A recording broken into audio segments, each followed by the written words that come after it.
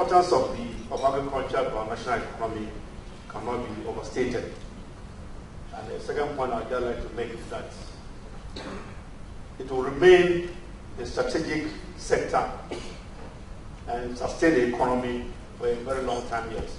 So whoever thinks that agriculture may not be important someday must think again. It's never going to be the case for our country. I also want to note that Ghana's agriculture is also transitioning or maturing into agribusiness. And so any discussion on hence will have to take that on board, that we are transitioning from the agriculture farm to family table issue to agriculture to generate wealth and also employment. It also has to be noted that government is fast becoming an enabler, a coordinator, policy, regulation through its public agencies, and that most of the frontline value chain activities, including decisions that will affect those value chains, are to be done by individuals and private individuals and corporate bodies. The market will also have to be defined beyond the domestic market, because Ghana's agriculture is now becoming an integral part of the global agricultural system. And therefore, our actions locally must be impacted by global standards and trends. I also believe that as a country, I think we've done enough advocacy for the sector, and we must transition into real action to deliver tangibles. I think that there's no point discussing tangibles without acting to deliver those tangibles. And that I believe that all of us, whether we are civil society organizations, non-governmental organizations, faith-based institutions, etc., must see the sector moving forward in that light. The notion that the agri sector is a public sector baby, I believe, should change. And this is a very point I want to emphasize. The policy development, sustenance, and implementation must be supported by resource by compelling political leadership at all times. Emphasis on at all times. I think that to leverage the economy using agriculture as an instrument, we need to consider scaling up in terms of quality products, because it is by increasing volumes that we can increase our market share and the benefits that come.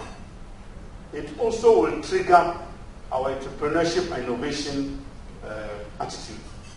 For instance, converting cassava into beer or cashew into brandy.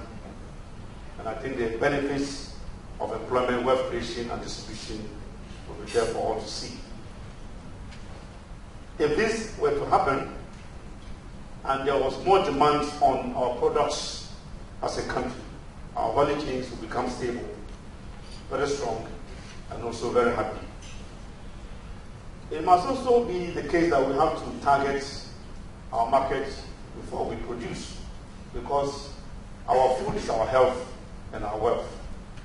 We have a very sensitive consumer public now in terms of food quality, and even the process of arriving at the food is also something we need to consider in our production exercises. We have halal versus non-halal foods, organic, conventional, and of course genetically engineered sources. In other words, the consumers are not just interested in food, but how the food was arrived at, because of their cultural beliefs or their status or emotional or health status.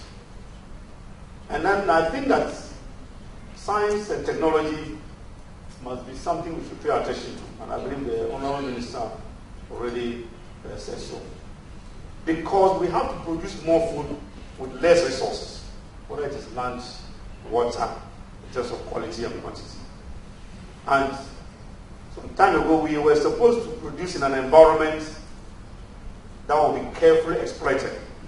Now we have to produce whilst restoring the environment, which is a huge challenge to our system.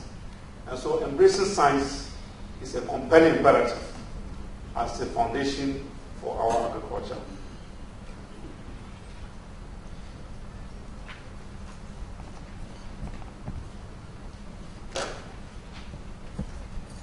We need to do something about our infrastructure, and I believe the Minister already said so. I believe infrastructure has impacts directly on our agriculture, whether it is irrigation, warehousing, milling for rice, for instance, or appropriate structures to handle our fruits and vegetables, which are easier to perish or perishables. Mechanizing our cassava production system to generate regular supply of raw material is very important, because cassava is important for our breweries, our starch industry, pastry, and even the pharmaceutical industries. And so if we're to do our best to focus on mechanization, to help us a lot. We need to also be courageous with respect to our handling of the land management systems, so that our land management system can be made friendly for agricultural investments. I still think that the concept of creating land banks must concern the public interest and support. A lot of the time, the people believe that government is to create land banks, but the lands belong to the public. So if the public don't support the government in that effort, obviously it will remain a concept for a long time yet.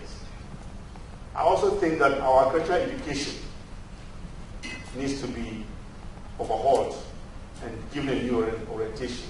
We need a paradigm shift from being trained to be an employee, such as myself, to being trained to become an employer. We need to retool our agricultural colleges, Honorable Minister, so that we can generate informed and knowledgeable agricultural extension workers and agribusiness entrepreneurs in themselves. Because the future Ghanaian farmer is not going to sit and wait for extension messages. It's going to be trainable in the management of agribusinesses. And if you look at the global trends, with respect to what I'm saying, there is no economy in the world, whether it is industrialized, middle income, liberal, centralized, or controlled, that has achieved food and nutrition security and even income security without science and technology. And Ghana will be no different, no matter how long it takes. I don't know whether there was a clip I wanted to show of global agricultural transitions. In the 1900s, the whole world engaged in traditional farming. In the 1960s, mechanization influenced global agriculture. In the 1970s, we had the Green Revolution. In the 2000s, we have the biotechnology era.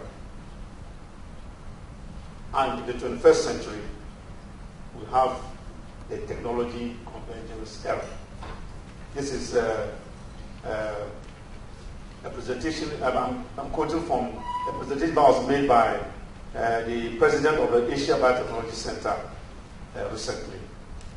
Well, these transitions just show that as a country we cannot stay where we are, because we need to move forward. And the whole world is now at the technology convergence era. And therefore Ghana has no option than to embrace technology convergence era, mainly because we are in the 21st century. I thank you very much. Thank you very much.